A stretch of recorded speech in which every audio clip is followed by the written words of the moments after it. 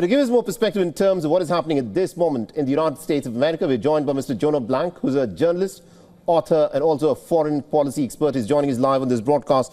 Now, Mr. Blank, this has been a pretty eventful month for the people in the United States of America. Some are describing it as the Trump storm that is sweeping across the United States.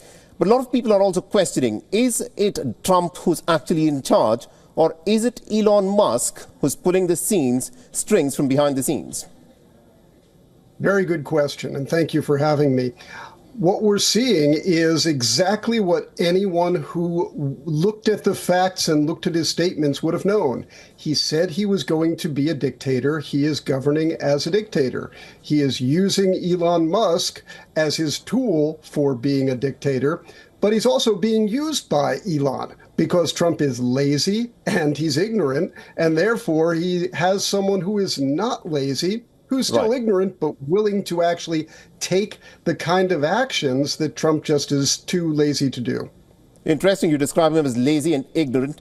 Donald Trump's criticism of Joe Biden was that he was the sleepy Joe, but Donald Trump was the one with the initiative. I also want you to weigh in on Donald Trump's first month in terms of foreign policy, where he had said that he wants to end the war in Ukraine, end the war on the Gaza Strip. But what he seems to be doing is he seems to be alienating some of America's oldest allies in Europe. The NATO military alliance probably is on the rocks. Give us a sense where America is headed in terms of foreign policy under Trump.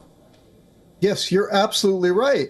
He has bullied America's closest friends, partners, and allies, and allied himself with America's adversaries, most notably Russia, under the dictatorship of Vladimir Putin. All of this is against both Democratic and Republican traditional interests and traditional policies.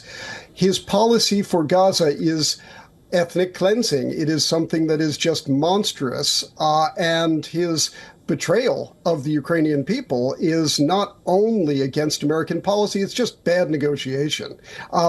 Because he's not interested in American values. He's interested in basically just bullying our friends and allies to boost his own ego. All right.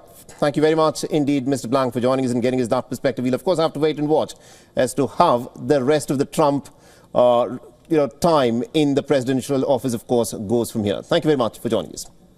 Thank you for having me. For all the latest news, download the WION app and subscribe to our YouTube channel.